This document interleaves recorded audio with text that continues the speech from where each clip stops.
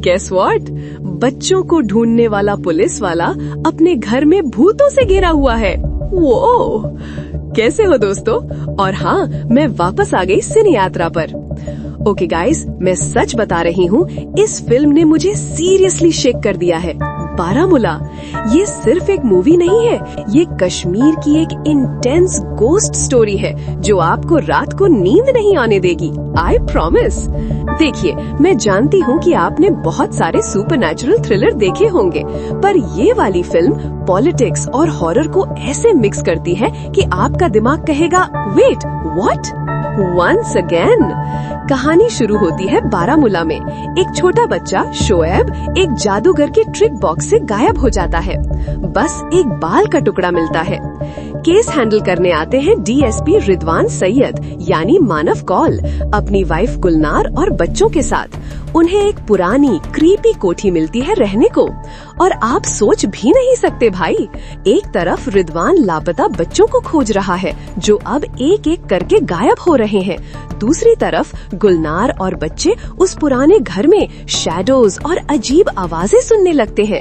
Imagine, एक दरवाजा जो आप बंद नहीं कर सकते और एक फुसफुसाहट जो सिर्फ आपको सुनाई देती है। ये फिल्म आपको इजी आंसर नहीं देगी, ये आपको सस्पेंस में रखेगी कि क्या ये टेररिस्ट्स है या क्या ये सुपरनैचुरल शिट है। It's mind bending. इस फिल्म का सबसे हार्ट ब्रेकिंग हिस्सा है रिदवान की पर्सनल कहानी। वो सिर्फ कॉप नहीं है, वो गिल्ट में जी रहा है।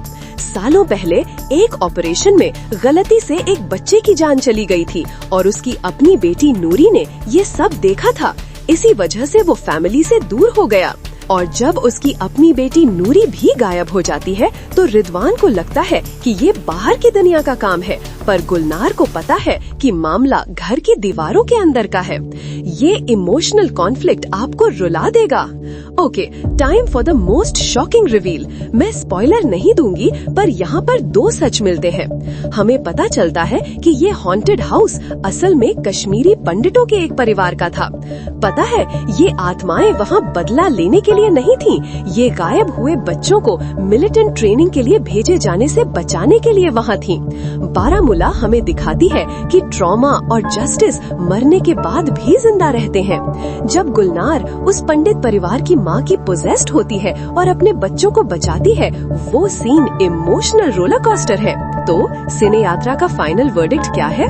अगर आप सुपरनैचुरल और डीप इमोशनल स्टोरी टेलिंग का अमेजिंग मिक्स चाहते हैं तो बारामूला एक मस्ट वॉच है। It's not just scary, it's thought provoking.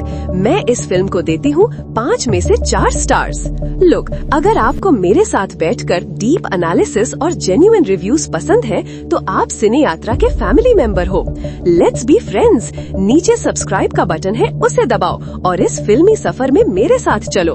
अब आप बताइए, मानव कौल का सबसे इमोशनल सीन आपको कौन सा लगा? मिलते हैं अगले रिव्यू में। Bye bye.